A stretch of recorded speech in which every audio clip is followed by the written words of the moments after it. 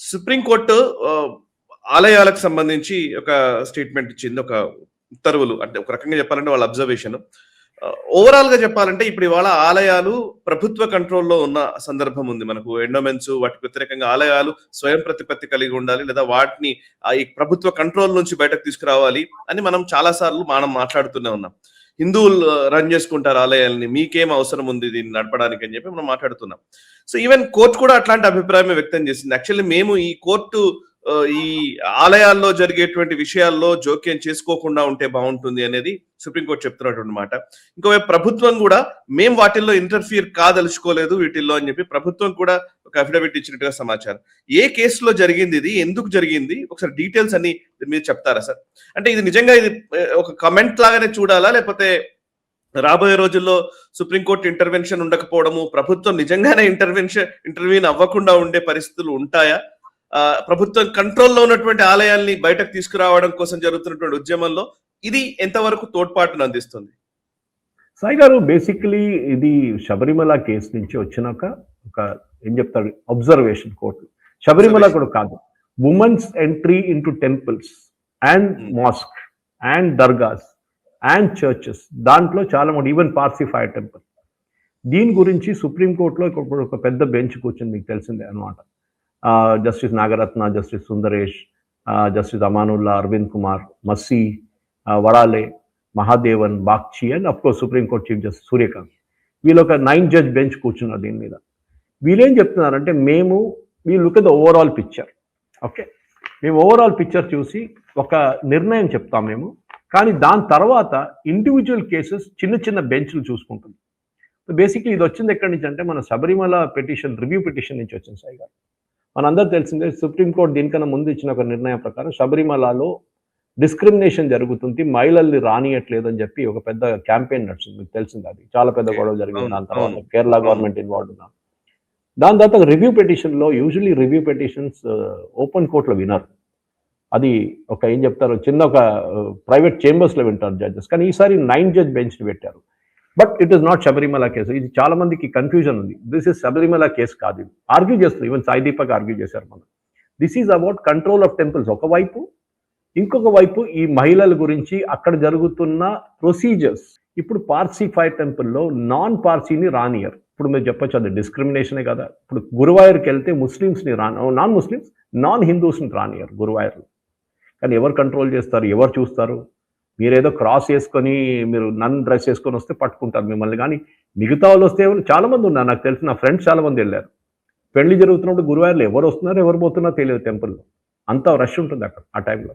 So అట్లాంటి పొజిషన్లో ఇప్పుడు సుప్రీంకోర్టు ఇచ్చిన ఈ తీర్పు అని చెప్పలేము, కానీ అబ్జర్వేషన్ చాలా క్లియర్గా ఏం చెప్పారంటే, లుక్, మేము జ్యుడిషియరీ పని సోషల్ రిఫార్మ్స్ తీసుకురావడం కాదు, మా పని అది కాదు. దీన్ని చేయాల్సింది గవర్నమెంట్ చేయాలి. సో ఇది చాలా మటుకు ఇది గోపాల్ సుబ్రహ్మణ్యం గారు సీనియర్ అడ్వకేట్ చెప్పిన ఒక రిమార్క్స్. ఆయన చెప్పిన తర్వాత బెంచ్ వాళ్ళు చెప్పారు ఒక మాట. దీని ఫైనల్ తీర్పులో వస్తుందో లేదో మనకు తెలియదు, కానీ బహుశా ఇది రావచ్చు. ఓకే, ఫర్ ఎగ్జాంపుల్ వాళ్ళు ఏమన్నారంటే, మేమెందుకు చేయాలి, గవర్నమెంట్ ఒక లెజిస్లేషన్ తీసుకురావచ్చు దీనికి కావాలన్నమాట, సోషల్ ఆర్ రిలీజియస్ రిఫార్మ్స్ గురించి. చాలా మటుకు కొన్ని టెంపుల్స్లో సాయి గారు మఠాలు ఉంటాయి, ఆలోచన కర్ణాటక వైపు కూడా ఉంది. ఆ మఠాలు నడిపిస్తున్న 2 గ్రూప్స్ ఉంటారు. ఒక్కొక్కసారి 2 గ్రూప్స్కి ఒక డిఫరెన్స్ ఆఫ్ ఒపీనియన్ ఉంటుంది, వీళ్ళు చేసేది కరెక్టా, వాళ్ళు చేసేది కరెక్టా అని చెప్పేసి. అది ఒక పెద్ద ప్రాబ్లం అనమాట. సో అట్లాంటి పరిస్థితుల్లో కూడా ఈ పర్టికులర్ కోర్ట్ ఏం చెప్పారంటే, judicial oversight of religious issues, అది జస్టిస్ కుమార్ చెప్పారు చాలా క్లియర్గా. Can the courts adjudicate a dispute over a religious practice between 2 groups of the same denomination in a temple or a temple? ఇది చాలా important case ఇది. And తర్వాత చూద్దాం of course final judgement వచ్చేదాకా. కానీ ఈ వెళ్తున్న ఒక రూట్ చూస్తే చాలా మటుకు క్లియర్గా సుప్రీంకోర్టు ఆ earlier decision, Sabarimala decision overturn చేస్తారు. దాని తర్వాత వాళ్ళకు ఓవర్ ఆర్చింగ్ ఒక జడ్జ్మెంట్ ఇస్తారు మహిళల గురించో రిలీజియస్ ప్రాక్టీస్. మీ గుడి మీరు నడిపించుకోండి. అండ్ గవర్నమెంట్ చాలా క్లియర్గా చెప్పారు, we are not into running temples. Central government attitude ఇది. కానీ స్టేట్ గవర్నమెంట్, ఎందుకంటే ఇది ఒక కన్కరెంట్ సబ్జెక్ట్లో వస్తుంది, టెంపుల్స్ ఇక్కడ కూడా లోకల్ కూడా స్టేట్ గవర్నమెంట్ కంట్రోల్ చేస్తారు. మన దగ్గర ఎండోమెంట్స్ డిపార్ట్మెంట్, కేరళలో దేవస్వం బోర్డు, ప్రతి దాంట్లో. సో ఇది ఎప్పుడు మనం చూస్తాం సాయి గారు, పెద్ద టెంపుల్స్కి వెళ్తారు గవర్నమెంట్ ఎండోమెంట్స్ వాళ్ళు, చిన్న టెంపుల్కి వెళ్ళరు వాళ్ళు. ఓకే, అదే వాళ్ళ ఎందుకంటే డబ్బులు అక్కడ లేవు, అది ఎక్కువ డబ్బులు లేవు, ఆదాయాన్ని బట్టి కదా పోయేది. కరెక్ట్. ఆ హుండీ ఆదాయం నుంచి 30% నాకు గుర్తుంది. అయ్యప్ప టెంపుల్ బొలారంలో కూడా వాళ్ళు వచ్చి ఒకరోజు టేక్ ఓవర్ చేసుకున్నారు సడన్ గా. ఒక 5-6 సంవత్సరాల ముందు బిఫోర్ కోవిడ్. నేను కోర్టుకెళ్ళాను. నేను కూడా మా అడ్వకేట్ వెళ్ళమంటే కోర్టుకెళ్ళాను. నేను సికింద్రాబాద్ కోర్టుకెళ్ళాను. అక్కడ కూర్చొని 3, 5, 6 సార్లు వెళ్ళాను అక్కడ. Finally we got the judgment in our favour. But the point is not that. Mismanagement of temples గురించే ఎక్కువ మట్టుకు అలిగేషన్స్ ఉంటుంది. ఈ ట్రస్ట్ బోర్డ్ మెంబర్స్ నడుమిట్లో ఉన్న గొడవ కానివ్వండి, అక్కడున్న ఏం చెప్తారు హుండీ కలెక్షన్స్ మీద, అక్కడున్న డొనేషన్స్ మీద ఇది ఇక్కడే కొట్లాట జరుగుతుంది మెయిన్‌గా అన్నమాట. సో మన హిందూ గ్రూప్స్‌లో కూడా చాలా మటుకు మార్పులు తీసుకురావాల్సింది సాయి గారు. ఎందుకంటే మనం ఎందుకు ఛాన్స్ ఇవ్వాలి గవర్నమెంట్‌కి? ఛాన్స్ ఇవ్వకూడదు. ఎండోమెంట్స్‌కి ఛాన్స్ ఇవ్వకూడదు. That we will run our temple exactly as per procedure అనమాట.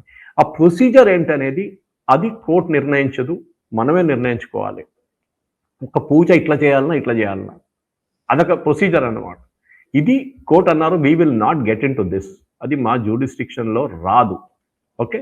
సో మీరు రేపు ఒక చేంజెస్ తీసుకురావాలనుకుంటే మీ వైపు నుంచి పబ్లిక్ ఆర్డర్, మొరాలిటీ, హెల్త్ ఇదంతా చూసుకోండి.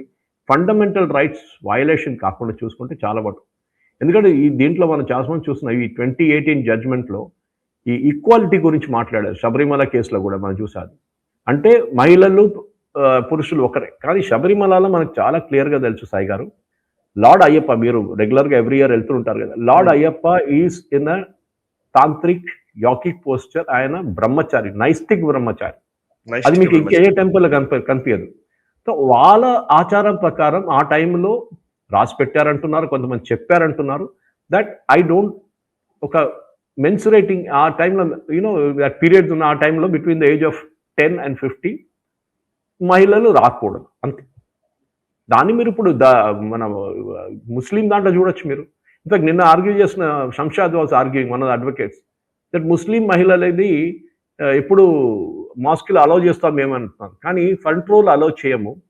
ఫ్రంట్ రోలో అయితే కూర్చోలేరు వాళ్ళన్న. Even one of the judges who's a Muslim judge, I think Aleemuddin అనుకుంటా ఆయన పేరు, he made a comment saying that Muslim మహిళల్ని ప్రాఫిట్ టైం నుంచి మాస్కులు అసలు అలౌ చేయరు, కానీ వాళ్ళు కావాలంటే వాళ్ళు రావచ్చు. ఇప్పుడు హాజీ అలీ గురించి వచ్చిన అది ఒక కామెంట్ దాంట్లో కూడా ఉంది. హాజీ అలీలో కూడా ముంబైలో. ఓకే, ఎక్కడ దాకా మహిళల్ని మీరు అలౌ చేస్తారు ముస్లిం రిలీజియస్ ఇన్స్టిట్యూషన్స్లో? అది కాకుండా పార్సీ ఫైర్ టెంపుల్ కేసు మీకు చెప్పాను నేను. అట్లాంటి చాలా మటుకు ఉన్నాయి సాయి గారు. ఎట్లాంటి ఇప్పుడు మనం వీళ్ళంతా రిలీజియస్ ఫ్రీడమ్ కావాలి, శబరిమలలో మహిళల్ని అంతా అలౌ చేయాలంటే ఓకే గ్రేట్. నేను ఒక మాట అంటాను సాయి గారు, రేపు you appoint women in Catholic churches బిషప్స్గా. ఓకే, బిషప్స్గా అపాయింట్ చేయండి క్యాథలిక్స్లో. మిగతా డినామినేషన్స్లో ఉన్నాయి, ప్రొటెస్టెంట్స్లో ఈవెన్ యూకేలో ఉందన్నమాట.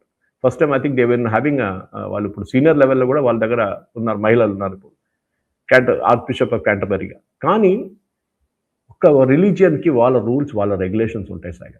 అది వాళ్ళు నడిపించుకోనండి. దాంట్లో గవర్నమెంట్ వెళ్ళి తలబెట్టడం అక్కర్లేదు. But at the same time మనం కూడా మన వైపు నుంచి చాలా కేర్ఫుల్ ఉండాలి. మనం ఒక ఆబ్వియస్ డిస్క్రిమినేషన్ చూపించకుండా, కొంతమంది మనకు తెలిసిన పాత సిస్టంలో దళితుల్ని గుడికి రానియలేదు. ఓల్డ్ సిస్టంలో శ్రీనారాయణ గురు కేరళలో చాలా మటుకు పోరాటం చేశారు, మన్నత్ పద్మనాభం చేశారు Nair service society. In fact first time Swami Vivekananda కేరళకి వెళ్ళినప్పుడు ఇదంతా చూసిన తర్వాత ఆయన ఈ టెంపుల్లో రానియట్లేదు, అది లేదు, ఇది చూసిన తర్వాత Kerala is a mental asylum అన్నారు ఆయన.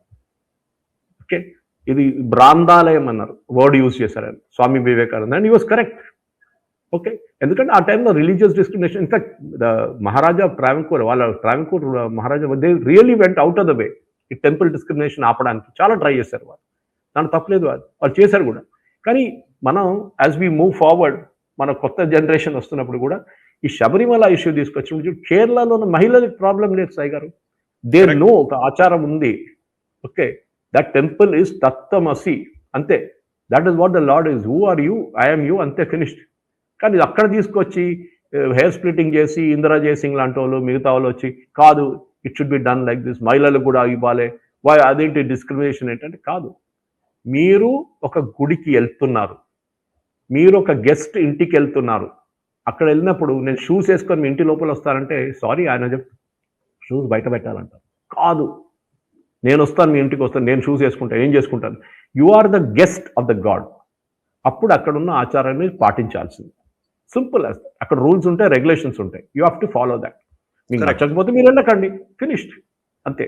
ఈ వీడియో మీకు నచ్చినట్టయితే లైక్ చేయండి, 10 మందికి షేర్ చేయండి. అలాగే కామెంట్ల రూపంలో మీ అభిప్రాయాలను మాతో పంచుకోండి. Nationalist hub group of channels ను సబ్స్క్రైబ్ చేసుకుని తెలుగునాట జాతీయవాద జర్నలిజాన్ని ప్రోత్సహించండి. ఈ వీడియో కింద ఉన్న బెల్ ఐకాన్ పై క్లిక్ చేయడం మర్చిపోవద్దు.